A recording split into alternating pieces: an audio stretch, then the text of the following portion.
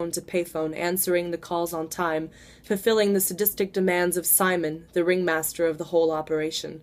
Simon taunted and played with him like a mouse caught in a trap. With his lungs burning from exhaustion, he managed to answer another one. "How many times do I have to tell you? This is not a game," said Simon. "What do you think I'm doing? Fooling around? I'm doing my best," pleaded Michael. "Your best," retorted Simon. "Tell that to your father when we send him to hell." "Let me talk to my father," yelled Michael. "Let me." Simon hung up, leaving Michael only with the dial tone. Frustrated, Michael banged the receiver. "Please, please." From the side of his eye, he noticed a homeless man walking up the sidewalk, pushing a shopping cart. "Sid! Sid!" shouted Michael. "Who wants to know?" Unfamiliar with Michael's cleaned-up and well-dressed look, Sid couldn't recognize him. "It's me, Mike. Michael. Mikey?"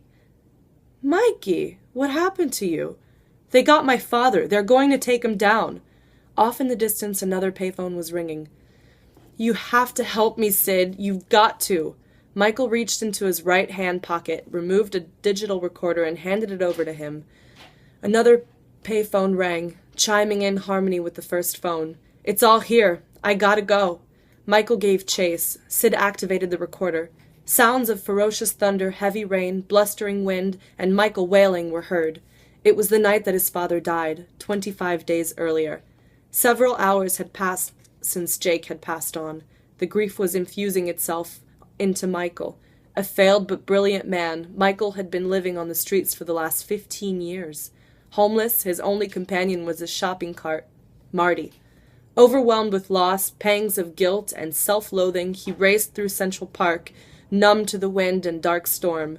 One could barely see him. Lightning struck the cart, revealing a half-crazed man with his disheveled hair, with a long, unkempt beard and a digital recorder tied to a strap hanging around his neck. The 15 years had taken their toll on Michael. The lightning bolt overturned the cart, spilling its contents to the ground. In the center of the mess laid a framed photograph of a younger Michael, in a college cap and a gown, arm in arm with his father, a gentle but powerful man.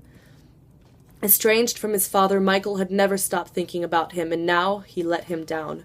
The photograph was the only item left that reminded him of his glory days and the future that he had hoped to achieve but now lost. Since his father would never see his son succeed. As his life force was in the balance, he quickly picked up the photo and kissed it. "Oh, Pops. Pops." The ground began to shake wildly. An immense and menacing shadow quickly approached as the ground split.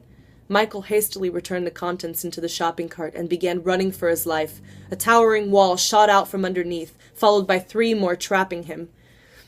A beam of light descended and whisked him upwards and through a tunnel that seemed to traverse billions of light years and worlds away, bringing him into a dark oval room.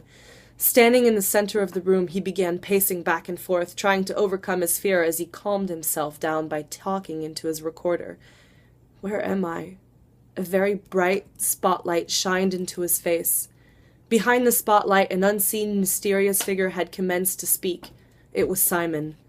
"Silence! Michael Winston, silence. We have your father," said Simon. "My father? My father? You're crazier than I am. My father is dead." "Maybe in your world, but this is the hereafter. Look." Appearing on the wall was a myriad of downcast human beings in black outfits, marching in uniform lines towards a horrible inferno.